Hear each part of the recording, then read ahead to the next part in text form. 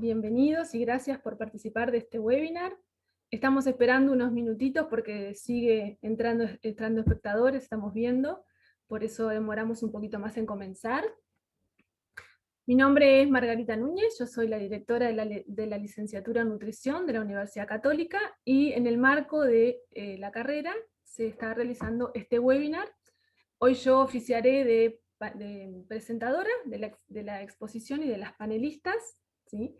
La modalidad va a ser la exposición de las panelistas sobre el tema y al final, en función del tiempo que nos quede, verán allí que tienen una sección de preguntas y respuestas donde pueden colocar algunas preguntas, algunas trataremos de responder en la actividad y si no, después vemos cómo al final les dejaremos unos correos por si quieren consultar alguna otra cosa más. ¿Sí? Voy a pasar a presentar a nuestras panelistas. Silvia Delgado, que es licenciada en nutrición, es magíster en nutrición con énfasis en salud pública, tiene un diplomado en abordaje integrativo en salud en psiconeuroinmunoendocrinología, es profesora de alta dedicación del Departamento de Bienestar y Salud de la Universidad Católica, y sus líneas de investigación son sueño, comportamiento alimentario y enfermedades no transmisibles. Soledad Calvo es licenciada en nutrición, es magíster en nutrición con énfasis en salud pública, tiene un posgrado en nutrición en enfermedades no transmisibles, tiene un diplomado en abordaje integrativo en salud en psiconeuroinmunoendocrinología, es también profesora de alta dedicación del Departamento de Bienestar y Salud de la Universidad Católica, y sus líneas de investigación que comparte con Silvia son sueño, comportamiento alimentario y enfermedades no transmisibles. Bien, bueno, las dejo entonces a continuación con la exposición.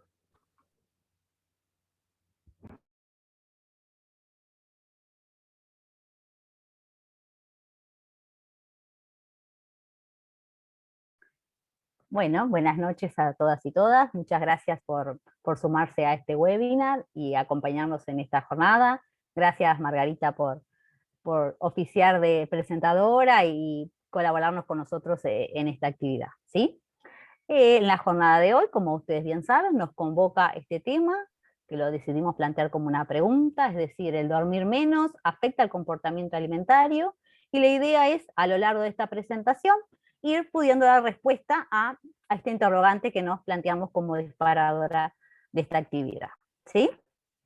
Entonces, esta es la pregunta que nos planteamos, y para comenzar nos parecía un poco importante, o sea, nos parecía de importancia empezar a ver cómo está el sueño en la sociedad actual, porque bueno, esa es el primer componente de nuestro interés, ¿sí? Entonces, ¿qué hemos podido ver? Que a lo largo de estos últimos años ha habido un aumento en lo que es la industrialización, una mayor urbanización, un mayor movimiento migratorio de la gente del campo hacia la ciudad, es decir, se ha concentrado mayor población en las zonas urbanas, ¿sí? Desde que se descubrió la iluminación artificial, allá por el 1879, eso fue un cambio que irrumpió y modificó notablemente nuestros estilos de vida, ¿sí?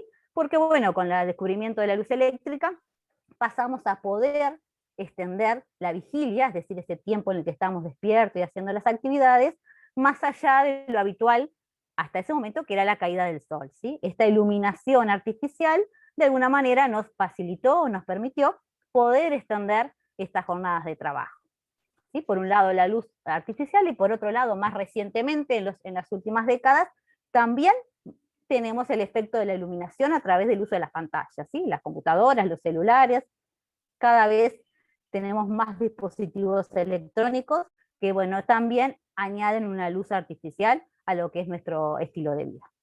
Con esta mayor extensión de la vigilia, también se ha dado que hay una mayor extensión en lo que es la demanda que tenemos las personas de servicios, de trabajo, ¿sí? Y esto ha llevado a que nos veamos en la necesidad de extender nuestra jornada laboral, de dar respuesta a demandas en horarios nocturnos, y se empiezan a extender las actividades que tienen un horario hasta más tarde, o que incluso actividades que inician en el horario nocturno, ¿sí? A expensas de aumentar la productividad y de alguna manera poder dar respuesta a esta mayor demanda que tenemos todos de servicio.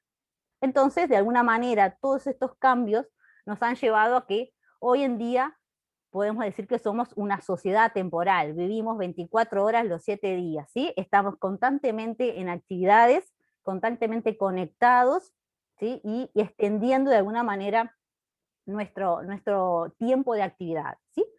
Esta extensión en el tiempo de actividades, en realidad, de alguna manera es artificial, gracias a estos avances tecnológicos que hemos tenido como sociedad.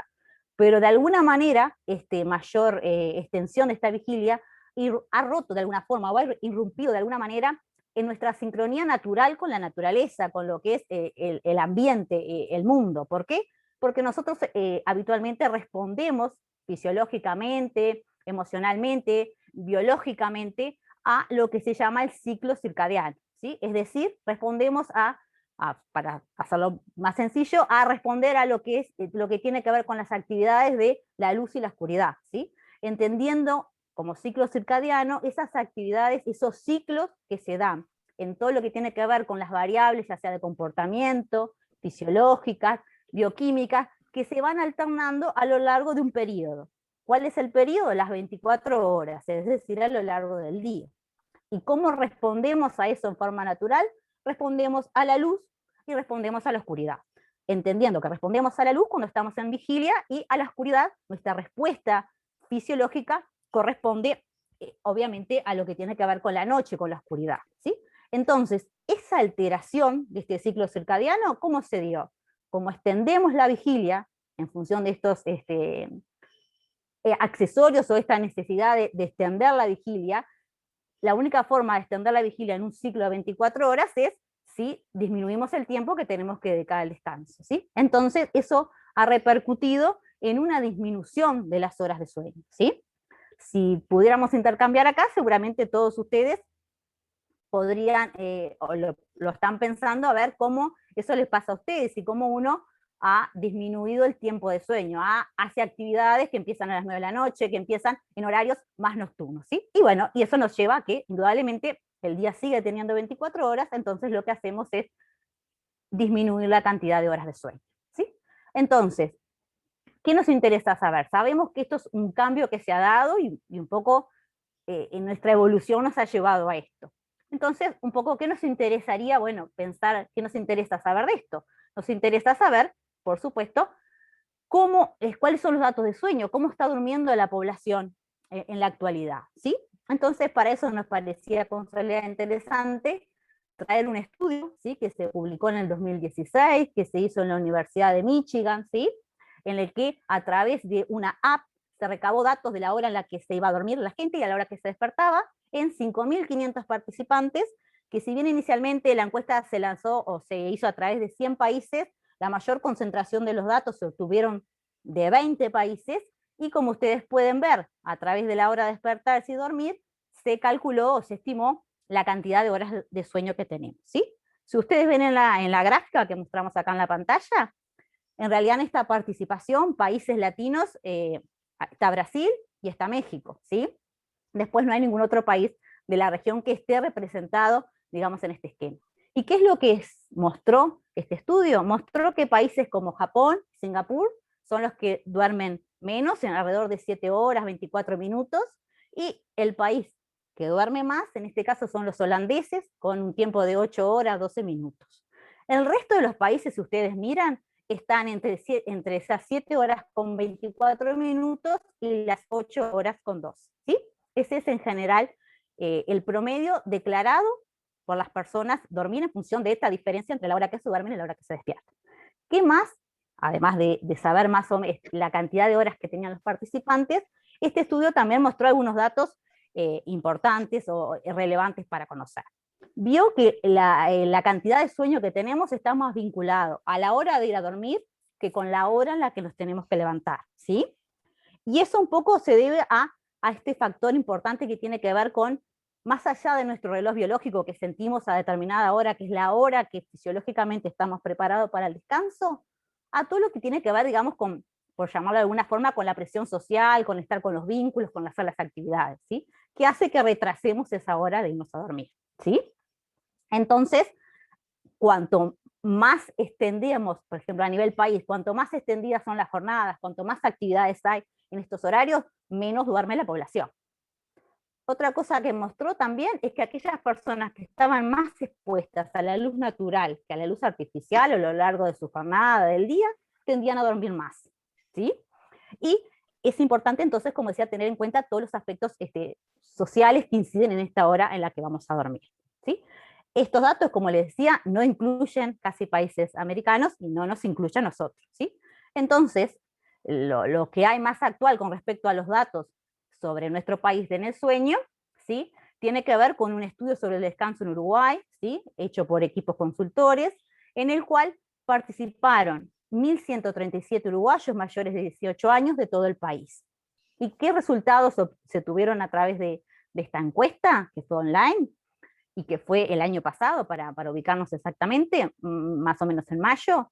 Que el 42% de los uruguayos declararon que dormían menos de 6 horas o menos. Solo un 38% lograba dormir las 8 horas, como veíamos en el resto de los países, ¿sí? El 60% de los participantes a su vez declaró que no descansa lo suficiente o que siente que el descanso no es adecuado. Un 28% declaró que conciliar el sueño les lleva alrededor de 1 hora, ¿sí? Un cuarto de la población a su vez también declaró que necesita tomar medicación para poder dormir, y en este cuadro, si le damos una mirada de género, las mujeres son las más afectadas. Tanto si las mujeres viven solas, como si viven con alguien más, son las que duermen menos, tienen menor calidad en lo que es el sueño, ¿sí? Porque también son las que en general tienden a ser las que se levantan, por ejemplo, para el cuidado de los chicos o cuidar a alguna otra persona, ¿sí? Entonces, un poco nos parecía bueno que supieran los datos que hay. Hay otros datos también vinculados a los niños, pero nos pareció importante mostrar estos que son los más actuales, ¿sí? Entonces, seguimos ahora con Soledad. Bien, voy a continuar entonces.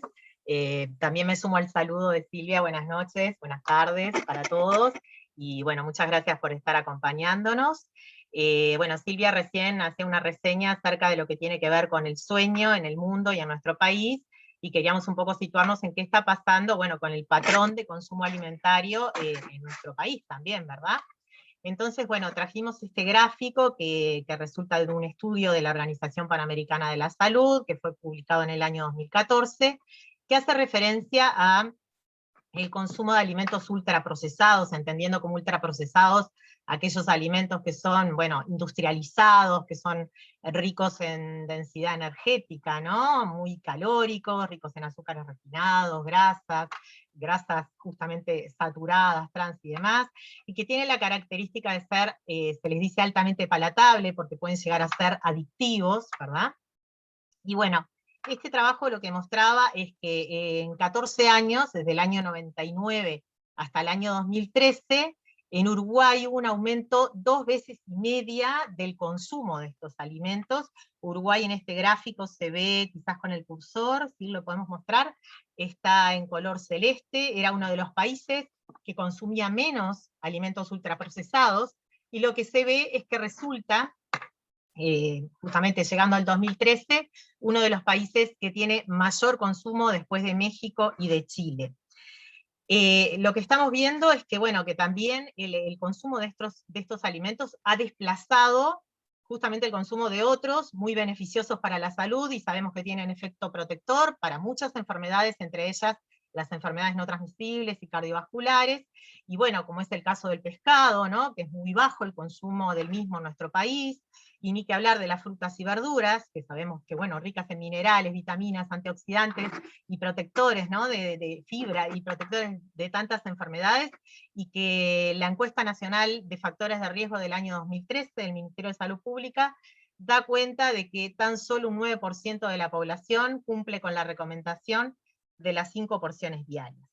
Entonces, bueno, de alguna manera, todo esto nos sirve para contextualizar un poco de lo que está pasando en nuestro país con la alimentación en los últimos años, el cambio que hemos tenido en lo que refiere a disminuir la elaboración de comidas realizadas en el hogar, y volcarnos más a las comidas prontas para consumir, y bueno, y que hay una fuerte relación con el consumo de estos productos, de los ultraprocesados, con lo que es el índice de masa corporal, que bueno, que es el indicador que determina el estado nutricional, ¿verdad? Hay una fuerte relación que a mayor consumo de ultraprocesados, obviamente el índice de masa corporal se ha aumentado. Entonces, bueno, es una situación preocupante por la que estamos atravesando, y esto es lo que en este momento acontece en el mundo, y bueno, estamos con la mirada puesta en nuestro país.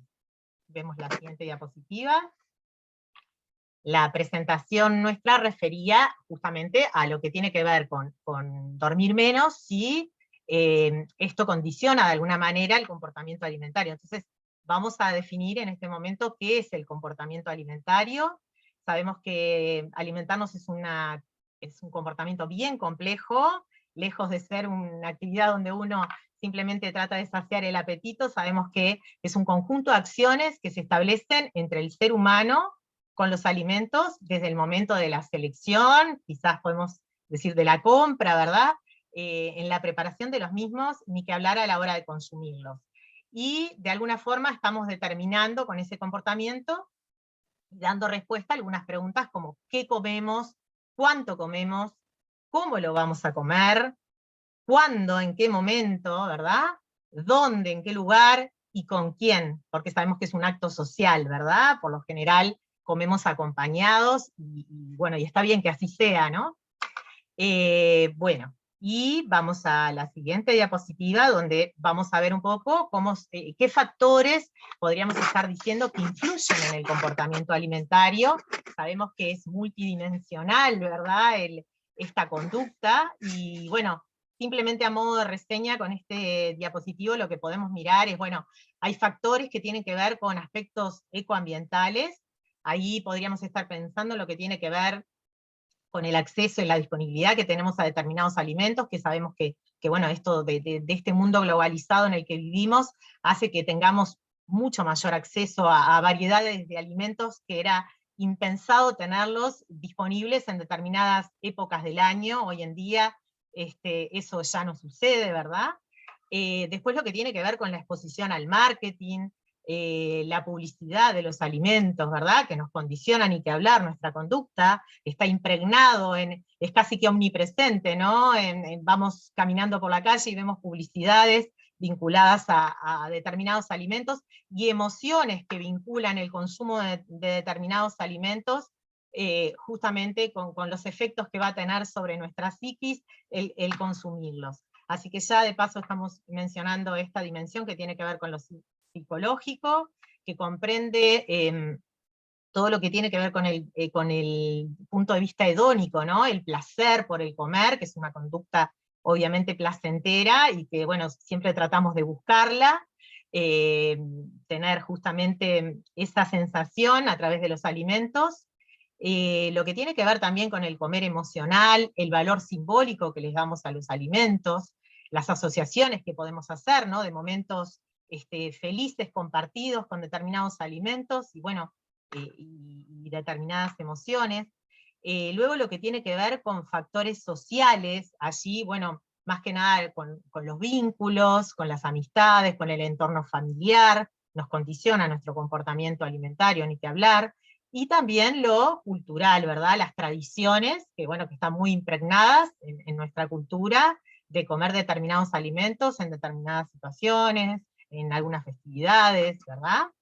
Y bueno, lo biológico podríamos profundizar mucho, porque es una de las dimensiones más amplias, pero de pronto nos vamos a centrar en lo que tiene que ver con las necesidades nutricionales individuales de cada persona, y en la presentación del día de hoy, básicamente en este aspecto biológico que tiene que ver con el sueño, y que de alguna forma estamos respondiendo que tiene vinculación, ¿verdad?, con el comportamiento alimentario. Bien, seguimos entonces. Bien, entonces, siguiendo con lo que decía Soledad, entendiendo que el sueño es uno de los factores biológicos que va a influir en este comportamiento alimentario, nos parecía importante, bueno, pasar un poco a comprender, a definir qué es el sueño, bueno, para ver la importancia y cómo afecta a nuestro comportamiento alimentario, ¿sí? El sueño es un estado fisiológico normal, ¿sí? Que es muy complejo, y ahora vamos a ver un poco por qué, y es una etapa muy activa, ¿sí? En realidad, habitualmente o tradicionalmente se creía que como que en el sueño no sucedía nada, ¿sí? Hace ya mucho tiempo se sabe que hay muchas cosas que se dan en esta etapa del sueño, y por eso la importancia que tiene para todas las especies, pero vamos a hacer obviamente hincapié en las personas, la importancia que tiene el sueño, ¿sí? Entonces, el sueño, ¿cómo lo podemos definir? Lo podemos definir como un patrón de alternancia en este dormir, ¿sí? Que se da a lo largo de una noche, donde van alternando sus dos grandes etapas, ¿sí? Esas etapas del sueño es la etapa de, como dice acá, de movimientos oculares rápidos o sueño REM, ¿sí? Y movimientos o no movimientos oculares rápidos, o sea, no REM, o también lo que se conoce como sueño lento profundo. Estas etapas a lo largo de la noche se van alternando, van ciclando, todas las personas cuando dormimos vamos ciclando entre una etapa y la otra. Pero este ciclo, este cambio entre las distintas etapas, no se da en forma simétrica a lo largo de la noche, sino se da en forma continuada, sino que en la primera mitad de la noche, es decir, previo a las 12 de la noche, la etapa que, una vez que nos dormimos, la etapa que tiene mayor predominio, es decir, es más prolongada en estos ciclos, tiene un ciclo más largo, es la etapa del sueño no REM.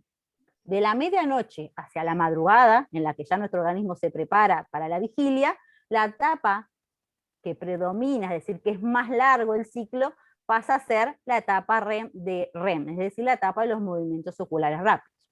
Es muy importante las dos etapas, porque las dos etapas tienen importancia fisiológica, ¿sí? Para nuestra salud, para nuestro bienestar, y va a impactar en distintos aspectos vinculados a nuestra vida cotidiana, ¿sí? Entonces, dicho esto, porque nos parece fundamental, es importante, bueno, ver qué sucede en cada una de las etapas, ¿sí?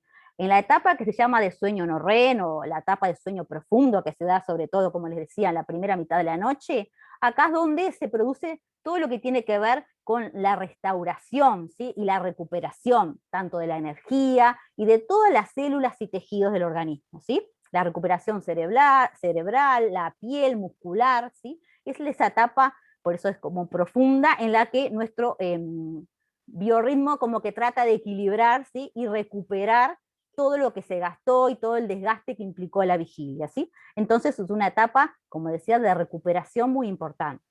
Pero además en esta etapa se da la secreción de hormonas muy importantes para lo que es el crecimiento y el desarrollo, ¿sí? En esta etapa de sueño es donde se da la mayor secreción de hormona de crecimiento, ¿sí? Que si pensamos esto, capaz que en los adultos no es tanta la importancia, sí tiene por supuesto, pero si pensemos en los niños, en los recién nacidos, en los bebés, la importancia que tiene el sueño, esta etapa del sueño, porque bueno, es donde se da la mayor secreción de esta hormona, ¿sí? El sueño, digamos, REM, de los movimientos oculares rápidos, ¿sí? Es la parte del sueño donde dormimos, ¿sí? Y es más, se dice que estos movimientos oculares van dando como respuesta a lo que estamos soñando, ¿sí? A la actividad onírica que estemos teniendo en este momento. En esta etapa del sueño es donde hay mayor cantidad de ondas cerebrales, mayor activación cerebral, porque bueno, estamos de alguna manera soñando, y ese soñar nos ayuda a procesar los eventos que hayamos tenido en el día, de alguna manera nos ayuda a fijar los aprendizajes que hayamos realizado, nos ayuda a consolidar la memoria, ¿sí? Entonces, también tiene una importancia fundamental esta etapa.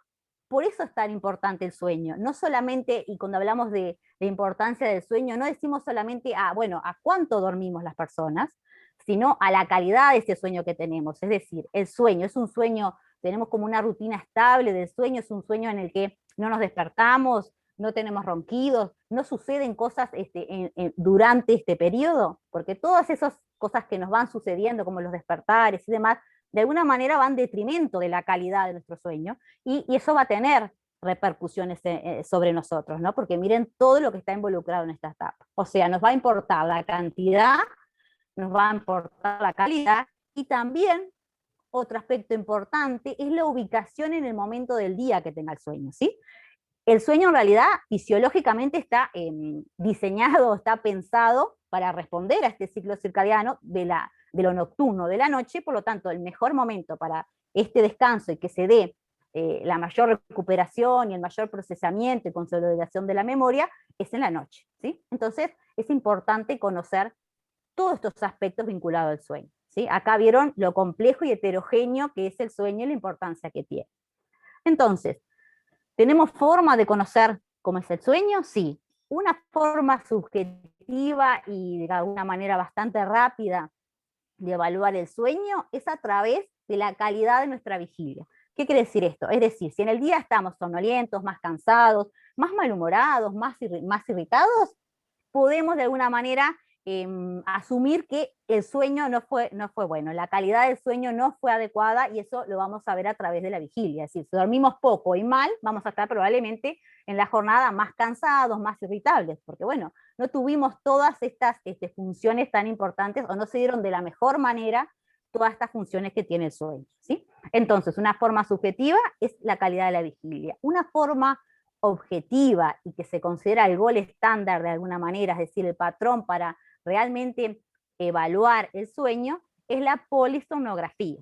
Que en la polisomnografía lo que evalúa es cuánto se duerme y la calidad de ese sueño. Es decir, hay despertares, hay movimientos, hay pérdida de temperatura, sensación de frío, calor, demás. Evalúa entonces cantidad y calidad. Y eso es como el patrón de referencia que hay para evaluar el sueño. Con esta forma de evaluación, que si bien es la referencia para lo que es cantidad y calidad, este tipo de evaluación no tiene como en cuenta rutinas para dormir, ni tampoco considera los aspectos vinculados a la calidad de nuestra vigilia, ¿sí? Entonces, para eso, otro instrumento, otra herramienta que tenemos para evaluar el sueño son las encuestas, ¿sí? Acá las ponemos. La encuesta más utilizada por los estudios, incluso que les mencionaba hoy al principio, se basa en el índice de calidad de sueño de Pittsburgh, ¿sí?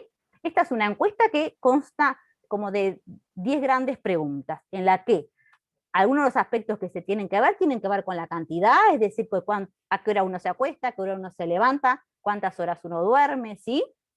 Si demoramos en levantarnos, ¿sí? Aspectos vinculados a la cantidad de sueño. Tiene aspectos vinculados a la calidad, ¿sí? Como por ejemplo, cuánto tiempo tardamos en dormirnos, si nos levantamos de noche para ir al baño, si sentimos que no podemos respirar bien, ¿sí? Etcétera, porque evalúa varios aspectos. Y también tiene un apartado referido a si esa persona que está completando, que se le está aplicando esta encuesta, tiene un compañero de habitación, una pareja, la madre, un hermano, un amigo, dependiendo con quién uno viva, que de alguna manera nos dé su impresión de cómo es nuestro sueño. Es decir, roncamos, ¿sí? Hacemos ruidos molestos, tenemos pausas en las respiraciones. Estas son preguntas que nos van a ayudar a evaluar en su conjunto lo que es la calidad del sueño. Esto tiene puntaje, hay un score, después se suma y en función de este puntaje obtenido tenemos cuál es nuestra calidad de sueño. Esto ustedes van a poder decir que se los mostramos como un poco rápido y que no se ve muy nítido, porque bueno, la idea no era detenernos a detallar en profundidad en qué consiste la encuesta, sino que contarles que esto es una herramienta y que es una de las más utilizadas para evaluar lo que es el sueño, ¿sí?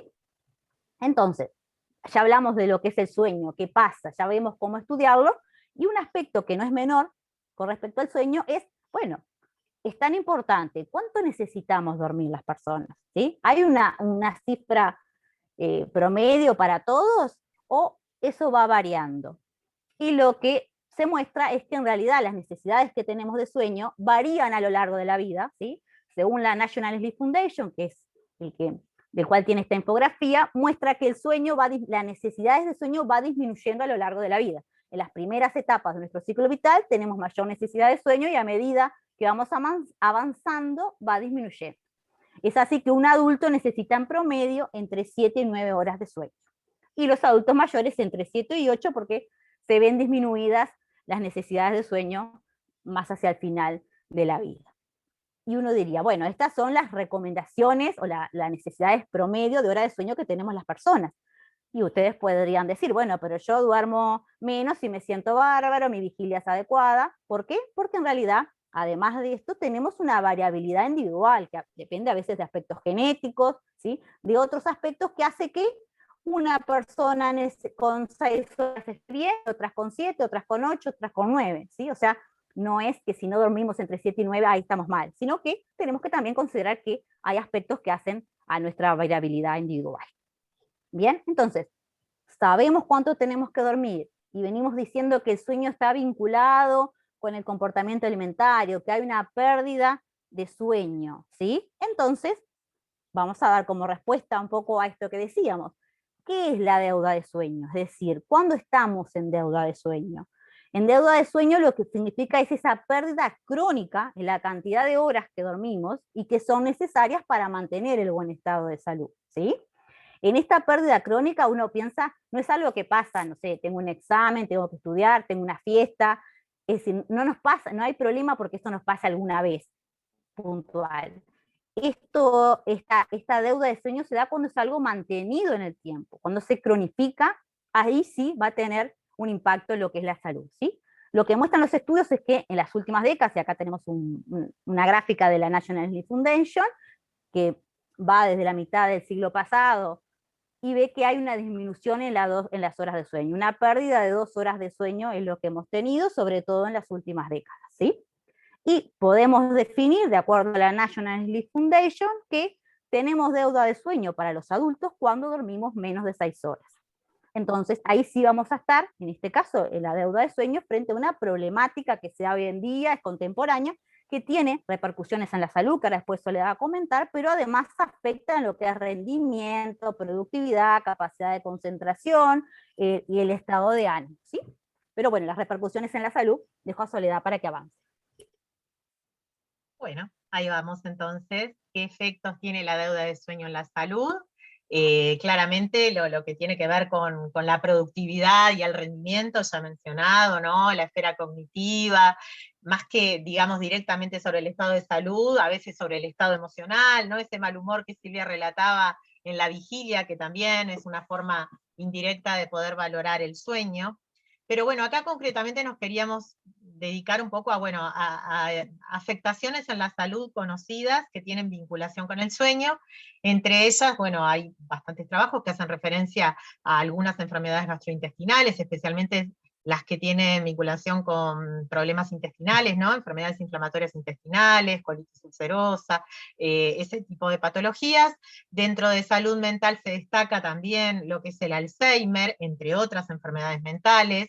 Y después lo que tiene que ver con la esfera cardiometabólica, hay un aumento en el riesgo de enfermedades cardiovasculares frente a la deuda de sueño, también de síndrome metabólico vinculado a, bueno, a lo que se conoce también como síndrome de insulinoresistencia, cuando hay presencia de diabetes tipo 2, ¿sí? Y la obesidad, que es ahí un poco donde nos queríamos detener, porque bueno, hay mucho sustento científico acerca de la vinculación que existe entre dormir menos y la ganancia de peso. Otra de las pandemias que estamos padeciendo, y quizás, bueno, la del COVID-19 desplazó un poco eso que teníamos tan presente, ¿no? De que estábamos también viviendo una pandemia de obesidad que debemos atender y no olvidar, porque bueno, sabemos todas las complicaciones que puede traer, que algunas son las que estamos mencionando, y otras vinculadas más a la esfera que tiene que ver con la calidad de vida.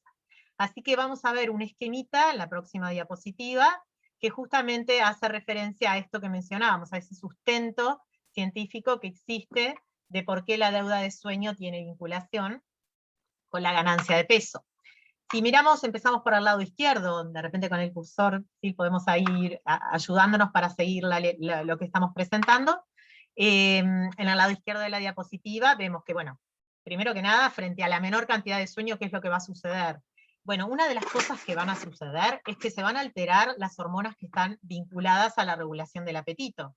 Por allí vemos la leptina, que es una hormona anorexígena, es decir, que es la que contribuye a que lleguen las señales de que uno está saciado, ¿verdad? De que no precisa seguir comiendo, sino que ya fue suficiente. Bueno, esta hormona frente a la menor cantidad de sueño se va a ver disminuida. Y todo lo contrario pasa con hormonas orexígenas, ¿no? Que son las que contribuyen justamente a desregular esas señales de saciedad, sino que todo lo contrario, generan aumento en el apetito, que son la grelina y la orexina. Por tanto, esta condición claramente vamos a comprenderlo de que va a llevar a una mayor ingesta de alimentos, ¿verdad? Y a una caída en la llegada de las señales de saciedad. Esto, por tanto, va, obviamente, a contribuir a que haya un aumento en el aporte energético, porque además se da una característica que tiene que ver con que los alimentos que se buscan frente a esta situación, a esta desregulación hormonal, son alimentos altamente energéticos, con alta densidad energética, ¿verdad? Ahí se van a preferir todo lo que tiene que ver con snacks o ultraprocesados que hoy mencionábamos. Entonces, obviamente eso lleva a un aumento en la ganancia de peso y por ende a la malnutrición por exceso, sobrepeso, obesidad.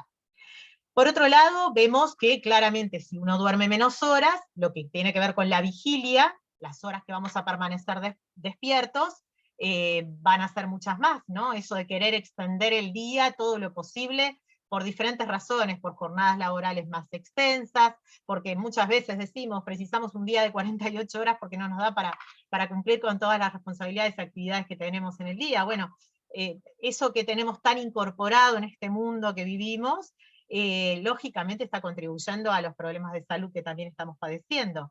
Ese mayor tiempo de vigilia además hace que uno esté más expuesto a la ingesta alimentaria, más horas del día disponibles para comer.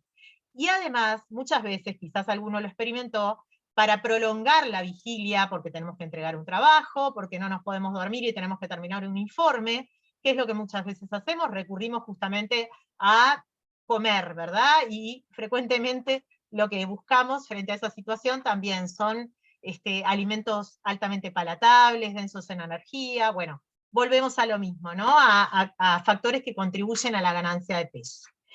Por otro lado, la menor cantidad de sueño lleva a que la persona se encuentre más fatigada durante el día, ¿no? Esto que decíamos de que baja el rendimiento y baja la productividad, vinculado al cansancio que podemos sentir, nos podemos encontrar más somnolientos. Es verdad que hay personas que ya tienen tan incorporado el hábito de dormir menos horas que casi que no lo perciben, ¿no? Pero quien no le sucede habitualmente lo nota claramente como cuando duerme menos aparece esa somnolencia. Y bueno, frente a esa fatiga, lo que uno va a buscar obviamente va a ser ahorrar energía, quedarnos más quietos, disminuir el gasto energético. De pronto si teníamos planificado salir a hacer una caminata, bueno, no, estamos cansados, nos quedamos, y eso también es otro de los factores que contribuye a la ganancia de peso. Más a la derecha del diapositivo tenemos algunos otros factores, algunas otras características vinculadas a la deuda de sueño, que pueden ser ya un poco más complejas, porque hablan de, bueno, del sistema nervioso autónomo, del eje hipotálamo hipófiso adrenal, ¿no? Algunas hormonas que entran en juego y que están más activas frente a esta situación, así como la disminución de algunas etapas del sueño, ¿verdad?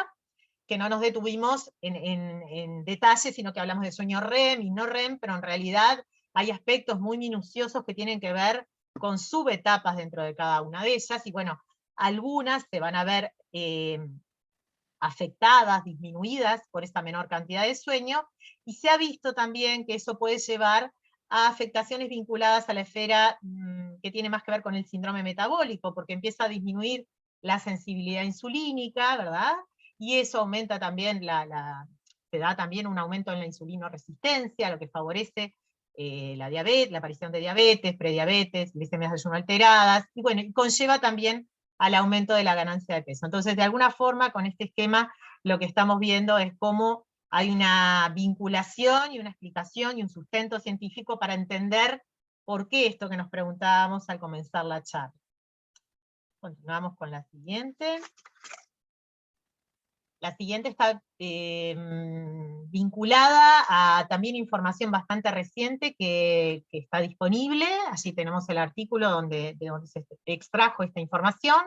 Es un trabajo publicado recientemente, pero que da cuenta de la encuesta americana. NANES es una encuesta de alimentación y también releva algunos otros aspectos del estilo de vida de la persona. Se hace cada 10 años, bueno, esta es del periodo 2005-2016. Y bueno, mirando puntualmente qué características mostraba con respecto al sueño este trabajo, lo que se vio es que este estudio mostraba que quienes dormían menos, quienes tenían una corta duración de sueño, tenían una ingesta más baja en variadas vitaminas, que son las que allí vemos, ¿verdad? Además de bajas ingestas de algunos minerales que son claves, ¿no? El calcio, el magnesio, el potasio y el zinc, nutrientes que podemos encontrar sobre todo en estos alimentos que ven por allí, en las imágenes, ¿verdad? Los lácteos, pescados, frutas y verduras, y que además se vio que todos estos nutrientes tienen una implicancia directa en el ciclo del sueño, en lo que tiene que ver por ejemplo, con la recepción de la luz para poder regular el ciclo circadiano, lo que tiene que ver con la secreción de melatonina, hormona reguladora del sueño. O sea que también existía esta vinculación en la bibliografía que relacionaba el consumo de algunos alimentos, como si estos se veían, si mermaban en la alimentación, podían de alguna forma indirectamente acortar la duración del sueño. También dentro de los alimentos que se menciona como nutrientes, mejor dicho, beneficiosos para digamos, para la buena higiene del sueño, está el triptófano, un aminoácido esencial, que está vinculado a la secreción de la serotonina y de la melatonina, y que se encuentra básicamente en los alimentos de origen animal, en las carnes, por ejemplo, y que favorece el sueño, ¿sí? Bueno, entonces esto es como para poner también sobre el tema que estamos tratando hoy, la importancia de considerar de que la alimentación sea completa y aparezcan, digamos, variados alimentos, porque van a tener vinculación directa con la calidad y la duración del sueño. Y bueno, también para contextualizar con lo que está pasando en el mundo en este momento, queríamos traer el tema en la siguiente diapositiva, de lo que está pasando con la pandemia que estamos viviendo, pandemia COVID-19, que bueno, desde el año pasado la estamos atravesando, y todos nos preguntamos, bueno, ¿qué ha pasado con el sueño, ¿no? En relación a esta situación que nos ha tocado vivir. Y se ha hablado bastante acerca del tema, ¿no? De la vinculación que hay con la salud mental y la alteración del sueño en este contexto. Y bueno, se ha visto en este trabajo que fue realizado el año pasado en Italia, despejando otras variables confundentes, ¿no? Bueno, se estudió directamente qué pasaba digamos, en el efecto que tiene la cuarentena en la calidad del sueño y el índice de masa corporal. Se estudiaron 121 adultos, de un promedio de edad de 45 años, la mayoría de ellos eran mujeres. Se midió el peso, la talla para poder calcular el índice de masa corporal y elaborar un diagnóstico nutricional, y se midió la calidad de sueño justamente utilizando la encuesta que Silvia mostraba hace un ratito, la encuesta de Pittsburgh, y los resultados que arrojó este trabajo fueron que, bueno, casi la mitad de los sujetos dormían bien al inicio del estudio, porque me faltó decir que este estudio se midió en dos momentos, ¿no? Los sujetos fueron evaluados a nivel ambulatorio, al inicio del estudio, y luego de 40 días de cuarentena a través de entrevista telefónica. Y bueno, se vio que que casi la mitad de los sujetos dormían bien al inicio del estudio, y que hubo una disminución significativa, después de aplicar test estadísticos, se vio que fue significativo la disminución de las horas de sueño y la calidad del sueño después de la cuarentena.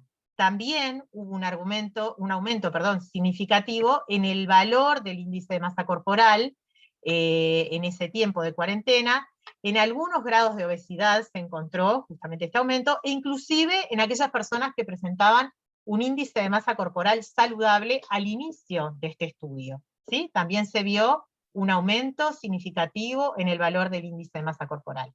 Como conclusión se dice, bueno, que la cuarentena se asoció, despejando, como decíamos, otras variables, con un empeoramiento de la calidad del sueño y con un aumento de los valores del índice de masa corporal. O sea que es un dato bien relevante, que podemos unir además con los datos que mostraba la encuesta de equipos consultores, que, como decía hoy Silvia, fue realizada en mayo del año pasado, y mostraba que 1/3 de los participantes declaraban que empeoró su sueño en el periodo de la cuarentena. Así que bueno, un tema para pensar cómo nos ha afectado desde diferentes puntos de vista toda esta situación que hemos vivido. Y bueno, para ir finalizando, nos gustaría dejar algunas medidas de higiene del sueño, ¿verdad? En la siguiente diapositiva. Que bueno, que algunas ya las podemos deducir de todo lo que hemos ido conversando, pero que bueno, que son pertinentes porque si estuvimos viendo que es uno de los aspectos que contribuye a mejorar el comportamiento alimentario, bueno, estaríamos, digamos, desde nuestro rol de licenciadas en nutrición, con la mirada en la importancia de llevar una alimentación adecuada, bueno, prestar también atención a esta dimensión del estilo de vida que muchas veces es olvidada. Nos centramos en la actividad física, nos centramos, bueno, en cambios en otros estilos de vida, pero muchas veces nos omitimos profundizar acerca de la temática del sueño. Y bueno, dentro de las recomendaciones está claramente la de no extender la vigilia en horas de la noche, tratar de mantener horarios regulares para el inicio del sueño, utilizar estrategias que ayuden a conciliarlo. Ahí, bueno, se hace referencia a la importancia de pronto para conciliar el sueño, la lectura, la meditación en algunas personas, algunas técnicas de respiración, música suave para conciliar el sueño. Lo que sí se trata digamos, de recomendar es de apagar los dispositivos electrónicos, que sabemos que es muy común como estrategia para conciliar el sueño. Bueno, despejarnos revisando las redes sociales. Bueno, justamente esto tiene un efecto adverso, por lo que implica además la exposición a la luz de la pantalla, ¿verdad? Y Silvia va a seguir con algunos otros. Sí, exacto. Sumado a lo que decía Soledad, o sea, estas estrategias para conciliar el sueño y que no sean con los dispositivos electrónicos porque tienen un efecto perjudicial, aunque a veces a uno cueste dimensionarlo, es así y está más que probado. Otro aspecto importante es también prestar atención a las condiciones en las que vamos a dormir, es decir, al ambiente en el que vamos a dormir, a que esté una temperatura adecuada, porque mientras dormimos bajamos la temperatura corporal, a que no haya efectos luminosos, por eso la importancia de apagar los dispositivos, porque la luz tiende a confundir, digamos, nuestro reloj biológico y a suponer que estamos en una vigilia, a que haya un sonido, como recién comentaba Soledad, tranquilo, que nos ayude a conciliar el sueño. Y además, estar en un lugar cómodo para dormir, es decir, tener un colchón, una almohada que sea cómoda y que nos facilite conciliar y poder dormir en la noche, ¿sí? Eso es un aspecto importante sumado a lo que recién mencionaba Soledad, vinculados más que nada al momento de dormir. Pero hay otros aspectos que inciden en la calidad del sueño y que son medidas de higiene del sueño que se dan durante la vigilia. Y en ellos tenemos como, por ejemplo, hacer ejercicio regularmente, caminar, yoga, ¿sí? Cualquier actividad física, ejercicio que hagamos en forma regular, nos va a ayudar al momento de dormir, tener una mejor conciliación del sueño y una mejor calidad del sueño. Por otro lado, vinculado sí a la alimentación, hay que tener cuidado con el consumo de algunas bebidas y alimentos previo a la hora de dormir, ¿sí? Soledad mencionaba hace un rato alimentos que son beneficiosos porque tienen triptófano y favorecen la producción de melatonina, que es la hormona del sueño. Sin embargo, hay otros alimentos y bebidas, sobre todo bebidas, todo lo que tenga que ver con las bebidas estimulantes, mate, té, café, ¿sí? Que el efecto que tienen es por el contrario, es estimularnos, como nos dice la palabra, y no favorecen el buen descanso, nos cuesta más conciliar el sueño. Me olvidé las bebidas cola también, como que hoy Soledad comentaba, el alto consumo que hay como una bebida estimulante y que dificulta la calidad de nuestro sueño. Otro aspecto vinculado a la alimentación también que hay que evitar es las comidas copiosas, ¿sí? Previo a las horas de dormir, ¿sí? Porque bueno, eso va a repercutir en nuestra calidad del sueño también y la vamos a ver afectada, ¿sí? También otro aspecto que tiene que ver con la vigilia y que es muy importante es tomar sol durante 20 minutos para estar expuestos a los rayos UV. ¿Por qué? Porque los rayos UV regulan y favorecen la producción de melatonina, que como hoy comentaba Soledad, la hormona del sueño nos va a facilitar el sueño y el buen descanso de alguna manera, ¿sí?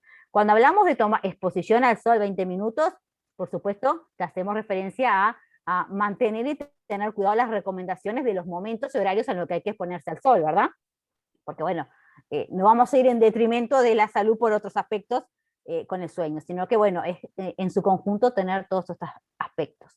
Con estas medidas de higiene del sueño, sin duda, si las logramos implementar y mejoran nuestro sueño en cuanto a la cantidad y a la calidad del mismo, va a tener una repercusión sobre el comportamiento alimentario, porque bueno, vimos la estrecha relación que tienen ambas conductas. Entonces, de alguna manera, consideramos que, bueno, que dimos como respuesta a esta vinculación y algunas estrategias que de forma directa y más indirecta van a ayudar a mejorar el sueño y a afectar en buen sentido nuestro comportamiento alimentario, ¿sí?